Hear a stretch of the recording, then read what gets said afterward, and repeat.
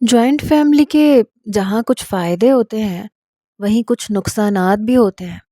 اگر لڑکی کو شروع سے ہی الگ گھر ملے تو وہ ایک سکون کی زندگی گزار سکتی ہے، لیکن ہمارے معاشرے میں کسی لڑکی کا الگ رہنا برا تصور کیا جاتا ہے۔ اسی لیے میں بھی اپنے سسرال والوں میں رچ بس کر رہنا چاہتی تھی، لیکن شادی کے بعد میرے ہوش ٹھکانے آ گئے جب میری ساس اور نند نے مجھے منہ بھی نہ لگایا۔ ایک میرا شوہر تھا جو میرا بہت اپنا تھا، لیکن اس نے بھی مجھ سے ایسی بات چھپائی کہ جب سچ پوری طرح میرے سامنے آیا تو میں ٹوٹ کے بکھر گئی۔ مجھے ہر منگل کا بڑی شدت سے انتظار رہتا تھا، کیونکہ اس رات میرا شوہر میرے لیے شہر کی مشہور بریانی لاتا تھا۔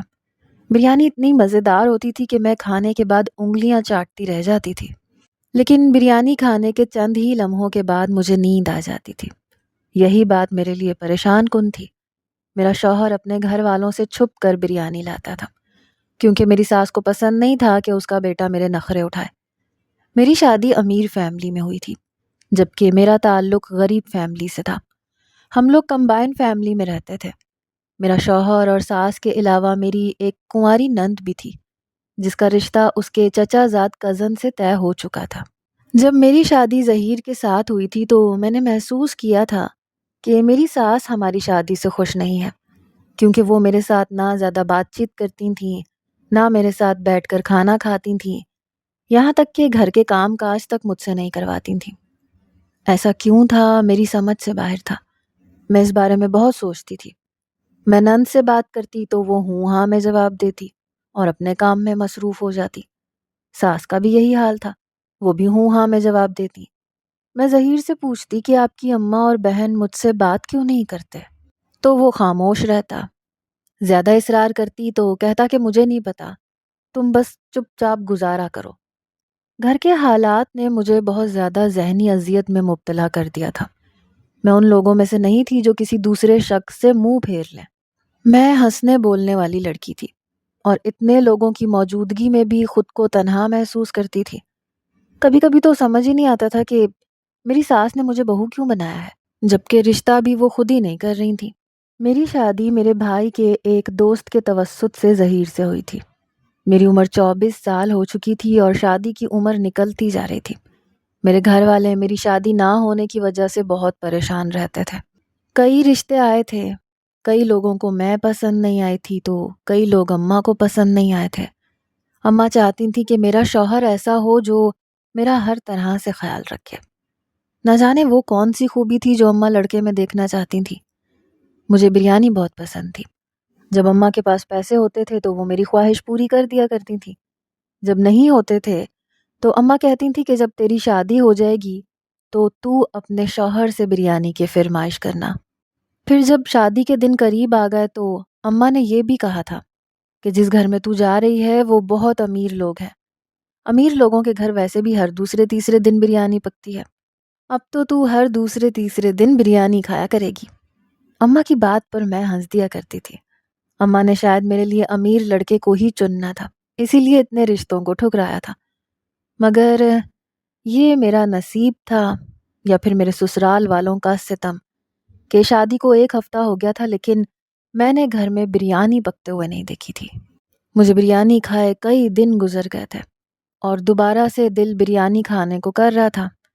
ایک دن میں کسی کام سے کمرے سے باہر نکلی کہ اچانک مجھے ایک زوردار چکر آیا اور میں فرش پر گر کر بے ہوش ہو گئی۔ جب مجھے ہوش آیا تو میں اپنے بستر پر تھی اور میرا شوہر میرے قریب ہی بیٹھا تھا۔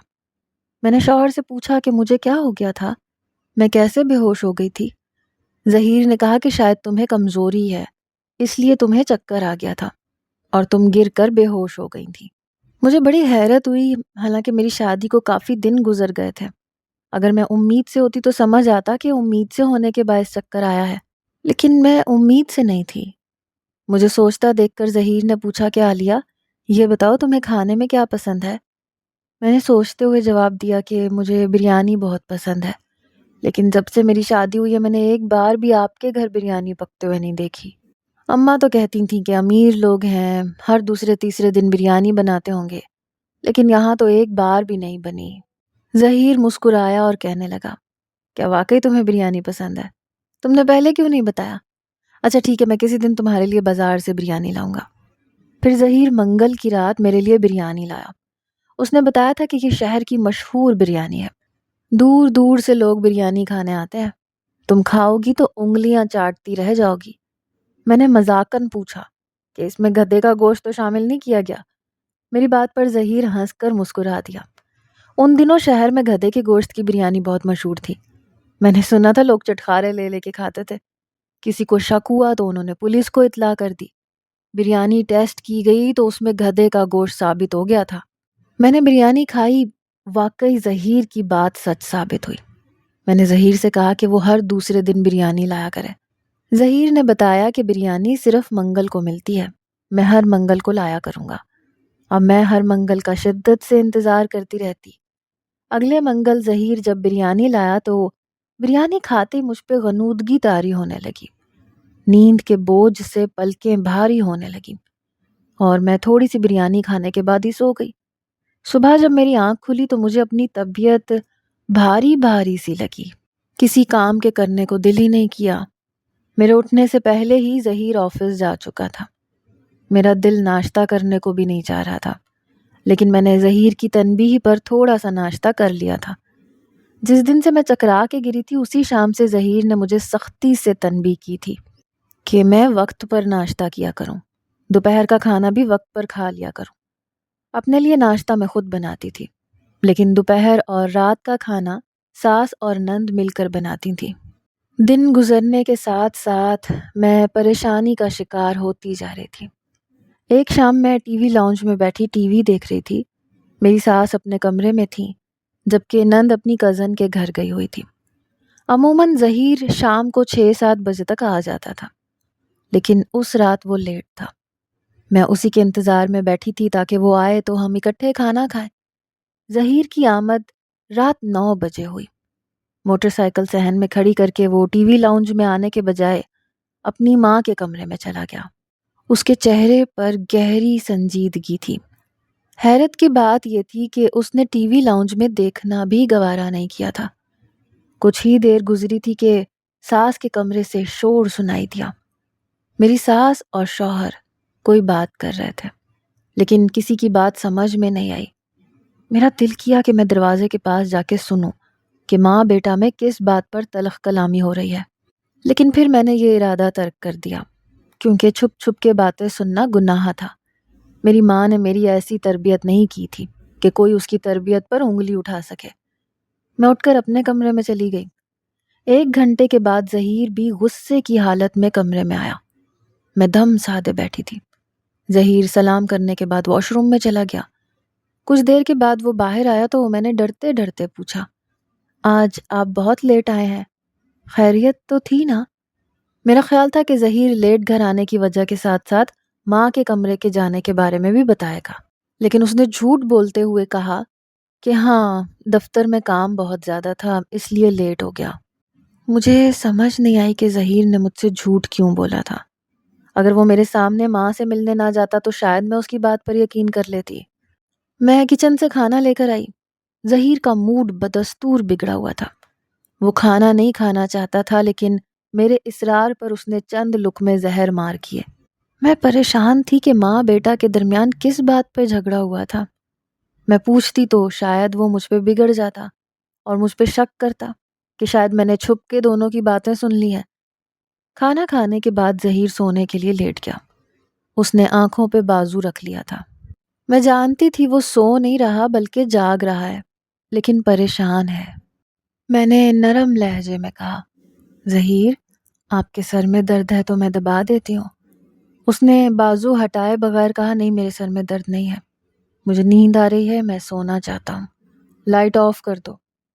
میں نے خاموشی سے اٹھ کر لائٹ آف کر دی اور نائٹ بلب جلا دیا۔ ظہیر کا پریشان ہونا مجھ سے برداشت نہیں ہو رہا تھا۔ ضرور کوئی خاص بات تھی، لیکن شاید ظہیر مجھ سے شیئر نہیں کرنا چاہتا تھا۔ میں بھی بستر پر لیٹ گئی، لیکن نیند میری آنکھوں سے کوسوں دور تھی۔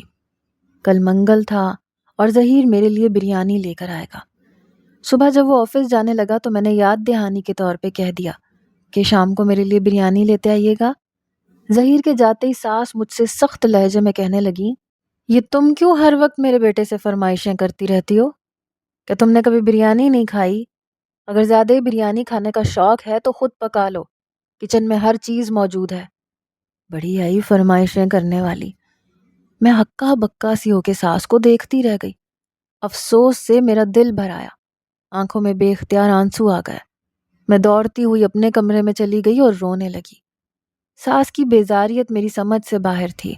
شاید وہ بیٹے کا غصہ مجھ پہ نکالنا چاہ رہی تھی، اور آج اسے موقع بھی مل گیا تھا۔ ہمارے بڑے سچ کہتے ہیں، اگر سسرالی اچھے ہوں تو وہ گھر کسی جنت سے کم نہیں ہوتا، اور اگر سسرال میں خاص کر ساس کا رویہ اچھا نہ ہو تو بہو کی زندگی جہنم بن جاتی ہے۔ میں سوچتی تھی کہ معلوم نہیں ساس کو مجھ سے کیا پرخاش تھی۔ اگر میرے ساتھ ایسے ہی رویہ رکھنا تھا تو اس نے بیٹے کی شادی ہی کیوں کی تھی؟ ساس کی کڑوی کسیلی اور طنزیہ باتوں کی وجہ سے میری دوپہر کی بھوک بھی مر گئی تھی۔ ساس نے بھی بے مروتی کا مظاہرہ کرتے ہوئے مجھے کھانے کے لیے نہیں کہا تھا۔ وہ کھانا بنانے کے بعد اپنا کھانا لے کر کمرے میں چلی گئی۔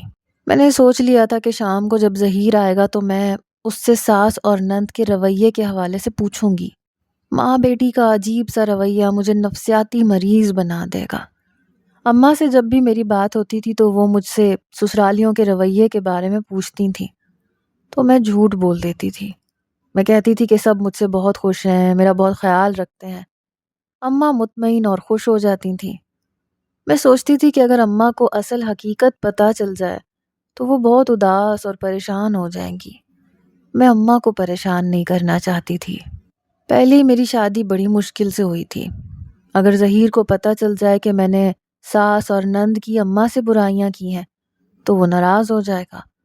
یہ تصور ہی میرے لیے سوہانے روح کے برابر تھا۔ رات کو ظہیر گھر آیا تو وہ میری نند کو بھی ساتھ لیتا آیا۔ وہ بریانی کے 4 ڈبے لایا تھا۔ اس نے 2 ڈبے اپنی ماں اور نند کو دیے اور 2 ڈبے لے کر کمرے میں آ گیا۔ بریانی پا کر میں بہت خوش تھی۔ میں نے مزے لے لے کر بریانی کھائی، لیکن جیسے ہی بریانی کھا کر فارغ ہوئی تو مجھے نیند نے ستانا شروع کر دیا۔ میرا ارادہ تھا کہ میں بریانی کھانے کے بعد ظہیر سے ساس اور نند کے حوالے سے بات کروں گی، لیکن مجھے موقع ہی نہیں مل سکا۔ میں نے جاگنے کی بہت کوشش کی، لیکن میری ہر کوشش رائے گاں گئی اور میں سو گئی۔ میں حالت غنودگی میں تھی کہ میری سماعت میں کسی لڑکی کی آواز پڑی۔ پہلے تو میں گومگو کی کیفیت میں رہی کہ وہ لڑکی کون ہے اور اس کی آواز کہاں سے آ رہی ہے۔ پھر مجھے شوہر کی آواز سنائی دی۔ میری عجیب سی کیفیت ہو رہی تھی۔ میں اٹھنے کی کوشش کرتی تو میرا وجود میرا ساتھ دینے سے انکار کر دیتا۔ میں آنکھیں کھولنے کی کوشش کرتی تو نہ کھول پاتی۔ یوں لگتا جیسے میں نشے میں ہوں۔ میں بستر پہ پڑی رہتی۔ صبح جب میں اٹھی تو میں نے ظہیر سے پوچھا کہ ہمارے کمرے میں لڑکی کون تھی اور کیا کر رہی تھی؟ ظہیر کو حیرت کا جھٹکا لگا۔ کہنے لگا تم کس لڑکی کی بات کر رہی ہو؟ ہمارے کمرے میں تو کوئی لڑکی نہیں تھی۔ شاید تم نے خواب دیکھا ہوگا۔ مجھے بھی یہی لگا کہ سوتے میں نے خواب دیکھا ہوگا، اور لاشعوری کیفیت میں یہ سمجھی کہ ہمارے کمرے میں کوئی لڑکی موجود ہے۔ میں نے شوہر کی بات پر یقین کر لیا، لیکن میرا دل مطمئن نہیں تھا۔ مجھے لگا ظہیر مجھ سے کچھ چھپا رہا ہے۔ اگر وہ واقعی مجھ سے کچھ چھپا رہا ہے تو میں اس سے کیسے پوچھوں؟ مجھے اس کے غصے سے ڈر لگتا تھا، کیونکہ وہ غصے کا بہت تیز تھا۔ اس کا غصہ میں نے ساس سے جھگڑتے وقت دیکھ لیا تھا۔ کچھ دنوں سے ماں بیٹے کے درمیان بول چال بند تھی۔ ظہیر آفس سے آتے ہی پہلے ماں کے کمرے میں جا کے سلام کرتا تھا، پھر کمرے میں آ جاتا تھا۔ ایک رات میں نے ہمت کر کے ظہیر سے پوچھ ہی لیا کہ آپ کی امی سے کس بات پہ لڑائی ہوئی ہے؟ آپ دونوں ایک دوسرے سے بات چیت کیوں نہیں کرتے؟ یہ سننا تھا کہ ظہیر کو غصہ آ گیا۔ کہنے لگا تمہیں کس نے کہا کہ ہم ماں بیٹے کے درمیان کسی بات پہ لڑائی ہوئی ہے؟ فضول میں بدگمان مت ہوا کرو۔ ہمارے درمیان کسی بات کو لے کے جھگڑا نہیں ہے، اور آئندہ میں ایسی کوئی بات نہ سنوں۔ ظہیر کے غصے سے کہنے سے میرا دل بھر آیا اور آنکھیں نم ہو گئی۔ میں نے آنسو چھپانے کی خاطر اپنا چہرہ دوسری طرف موڑ لیا۔ ظہیر کو بھی محسوس ہو گیا تھا کہ اس کے تلخ بولنے سے میری دل آزاری ہوئی ہے۔ تبھی اس نے مجھے کندھوں سے تھامتے ہوئے کہا کہ سوری عالیہ، میں غصے میں کچھ زیادہ ہی بول گیا ہوں۔ مجھے معاف کر دو، بس مجھ سے الٹے پلٹے سوال نہ کیا کرو، مجھے غصہ آ جاتا ہے۔ میں آنسو بھری نظروں سے ظہیر کو تکتی رہی۔ اس نے اپنے کان پکڑتے ہوئے کہا، میں سوری کر تو رہا ہوں یار، اب معاف بھی کر دو۔ اس کے اس انداز پر میں ہنس دی اور اسے معاف کر دیا۔ ظہیر نے مجھے اپنے سینے سے لگا لیا، میرے سر کے بال سہلاتے ہوئے کہنے لگا، عالیہ اللہ سے دعا کیا کرو کہ سب کچھ ٹھیک ہو جائے، ہم جس مشکل میں پھنسے ہوئے ہیں اس سے نکل جائیں۔ میں نے کہا کہ لیکن آپ نے کبھی بتایا ہی نہیں کہ آپ کس مشکل میں پھنسے ہوئے ہیں، اگر مجھے بتا دیں تو شاید میں کوئی حل نکال سکوں۔ ظہیر نے کہا کہ ابھی بتانے کا وقت نہیں ہے، پھر کبھی موقع ملا تو بتا دوں گا، اب سوتے ہیں کیونکہ رات کافی ہو گئی ہے، مجھے صبح جلدی آفس جانا ہے۔ ظہیر کا بات کو گول کر جانا مجھے شک میں ڈال گیا۔ آخر ایسی کیا بات تھی جو مجھ سے چھپائی جا رہی تھی؟ میں نے مزید کچھ نہ کہا اور ہم سو گئے۔ یہ اگلے دن کی بات تھی۔ میری ساس اور نند کچن میں کام کرنے کے ساتھ ساتھ باتیں بھی کر رہی تھیں۔ میں ٹھنڈے پانی کی بوتل فریج سے لینے جا رہی تھی۔ جیسے ہی میں کچن کے قریب پہنچی تو مجھے میری نند کی آواز سنائی تھی۔ نند کہہ رہی تھی، امی ڈاکٹر کیا کہتے ہیں، عالیہ کب تک زندہ رہے گی؟ نند کی بات سن کر میں چونکی، یہ تو میرے بارے میں باتیں ہو رہی تھیں۔ ساس کہنے لگی، ڈاکٹر نے کہا ہے کہ ابھی برین کینسر ابتدائی سٹیج پر ہے، اگر اس کا بروقت علاج ہو گیا تو یہ بچ جائے گی، ورنہ بہت مشکل ہوگا، اس کا علاج بہت مہنگا ہے، لاکھوں روپے خرچ ہوں گے اور لندن میں ہوگا، یہاں اس کا علاج ممکن نہیں ہے۔ میں نے تو ظہیر سے کہا ہے کہ وہ 3 لفظ بول کے اس بیماری کی گٹھڑی سے جان چھڑا لے، لیکن وہ تو میری سنتا ہی نہیں ہے، کہتا ہے کچھ بھی ہو جائے میں اپنی بیوی کا علاج کرواؤں گا۔ نند بولی، تو بھائی جان لاکھوں روپے کہاں سے لائیں گے؟ ساس نخوت سے بولی، مجھے کیا پتا، کہتا ہے میری دوسری کوٹھی فروخت کر دوں گا۔ بھائی اسے اپنی بیوی سے بہت محبت ہے، اسے ماں اور بہن اچھی نہیں لگتی۔ ان کی باتیں سن کے مجھے اپنا وجود بے جان ہوتا محسوس ہو رہا تھا، آنکھوں کے سامنے اندھیرا پھیل رہا تھا۔ مجھے برین کینسر تھا اور مجھے پتہ ہی نہیں تھا۔ میں گرتی پڑتی واپس اپنے کمرے میں چلی گئی اور بستر پر ڈھہ گئی۔ اب ساری بات مجھے سمجھ آ گئی تھی کہ میرا شوہر کیوں پریشان رہتا تھا، میری ساس کا اور نند کا رویہ مجھ سے عجیب اور نفرت بھرا کیوں ہوتا تھا۔ میں برین کینسر کی مریضہ تھی، میرا شوہر میرا علاج کروانا چاہ رہا تھا، میرے علاج پر لاکھوں روپے خرچ ہوتے تھے۔ میں کافی دیر بستر پہ پڑی رہی، میری آنکھوں سے بے حساب آنسو جاری تھے۔ جب میں نے خود کو سنبھال لیا تو میں نے اماں کو فون ملایا۔ اماں، کیا مجھے برین کینسر ہے؟ مجھے سچ بتانا، جھوٹ بولنے کی ضرورت نہیں ہے۔ اماں لمحہ بھر کو خاموش رہیں، پھر فون پر اس کی سسکیاں سنائی دیں۔ ہاں عالیہ، تمہیں برین کینسر ہے، میں نے تمہیں اس لیے نہیں بتایا کہ مجھے ڈاکٹر نے منع کیا تھا، اس نے کہا تھا کہ کہیں اس بیماری کو دل پر نہ لے لو، اس طرح تمہاری جان جانے کا خطرہ بڑھ جاتا۔ ہمیں بھی پتہ نہیں تھا، ایک دن تم صحن میں جھاڑو لگا رہی تھیں کہ اچانک تمہیں چکر آیا تو تم گر کر بے ہوش ہو گئیں۔ ہم تمہیں ہسپتال لے گئے تو تمہارے ٹیسٹ ہونے کے بعد برین کینسر کا پتہ چلا۔ جب تمہارا رشتہ طے ہو رہا تھا تو تمہارے شوہر کو پتہ تھا، اس نے مجھے منع کر دیا تھا کہ میں تمہاری ساس اور نند کو نہ بتاؤں، کیونکہ وہ پہلے ہی اس رشتے پر راضی نہیں ہے۔ اگر انہیں یہ پتہ چل گیا کہ تمہیں برین کینسر ہے تو وہ پھر کسی صورت تمہیں قبول نہیں کریں گی۔ میں نے اس سے زیادہ نہ سنا اور فون بند کر دیا۔ مجھے ظہیر پہ افسوس ہوا کہ اس نے جاننے کے باوجود مجھے بتانا مناسب نہیں سمجھا۔ ایک دم میری آنکھوں کے سامنے پہلے وہ منظر لہرایا جب میں کنواری تھی اور صحن میں جھاڑو لگاتے ہوئے گر گئی تھی۔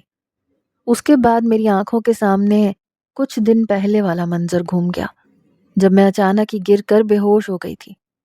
میں سارا دن اسی بارے میں سوچتی رہی۔ شام کو ظہیر گھر آیا، اس نے میرا روتا ہوا چہرہ دیکھا تو بے چین ہو گیا۔ اس نے پوچھا کہ عالیہ خیریت تو ہے؟ کیا تم سارا دن روتی رہی ہو؟ امی اور رقیہ نے کچھ کہا ہے؟ میں نے اشک بار نظروں سے اسے دیکھا اور شکوہ کرتے ہوئے کہنے لگی کہ ظہیر، مجھے برین کینسر ہے، آپ نے مجھے بتایا بھی نہیں۔ ظہیر اس ایک جملے سے ہی ساری بات سمجھ گیا۔ مجھے سینے سے لگاتے ہوئے کہنے لگا، ہاں عالیہ، تمہیں برین کینسر ہے۔ میں نے تمہیں اس لیے نہیں بتایا کہ کہیں تم دل پر نہ لے لو۔ جانتی ہو میں نے امی سے جھگڑا مول لے کر تم سے کیوں شادی کی تھی؟ اس لیے کہ جب مجھے دوست کے ذریعے تمہارے بارے میں پتہ چلا کہ تمہیں برین کینسر ہے اور تم لوگوں کے پاس علاج کے لیے پیسے نہیں ہیں، تمہاری اماں ہر وقت پریشان رہتی ہیں، تمہیں کھونے سے ڈرتی ہیں، تو میں نے تم سے شادی کرنے کا فیصلہ کر لیا تھا۔ میں نے سوچا تھا کہ شادی کے بعد میں تمہارا علاج کرواؤں گا، جتنا پیسہ لگانا پڑا لگاؤں گا، لیکن ایک انسان کی زندگی بچانے کی بھرپور کوشش کروں گا۔ میری امی اور بہن اس رشتے پر کسی طرح راضی نہیں ہو رہے تھے۔